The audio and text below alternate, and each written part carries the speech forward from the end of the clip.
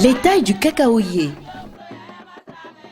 Le cacaoyer se conduit en général sur 1 ou 2 pieds au maximum. Il peut être comparé à un monogame, c'est-à-dire un homme marié à une seule femme, contrairement au caféier qui peut avoir plusieurs troncs et qui peut être comparé à un polygame, c'est-à-dire un homme marié à plusieurs femmes.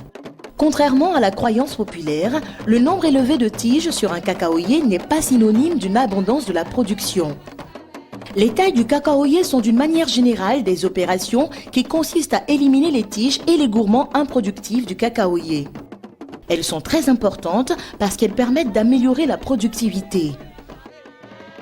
Il existe 3 types de tailles. Ce sont la taille de formation, la taille de restauration et l'égourmandage. La taille de formation. La taille de formation est l'opération par laquelle l'on donne au cacaoyer la forme recommandée, c'est-à-dire avoir 1 ou 2 tiges et former une couronne à hauteur d'1,5 m à 2 m avec 3 à 5 branches à hauteur d'homme.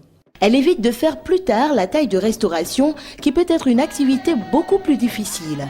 Elle permet aussi au cacaoyer de construire son propre ombrage, améliore et facilite la récolte. La taille de formation se fait pendant la première et la deuxième année de culture du cacaoyer. En début de saison de pluie, dans les jeunes plantations, c'est-à-dire celles ayant 1 à 3 ans, identifiez les pieds à tailler. Repérez les pieds à couronne basse, avec de nombreux gourmands, c'est-à-dire les tiges qui poussent sur les troncs du cacaoyer et sur les branches principales, endommagés accidentellement, au bourgeon ou la tête des jeunes arbres détruits par les insectes. Avec un sécateur ou un couteau tranchant, réalisez les coupes selon les cas suivants. Quand la couronne est basse, il faut supprimer la couronne et laisser partir 1 ou 2 gourmands afin d'obtenir par la suite une nouvelle couronne à une hauteur de 1,5 m à 2 m.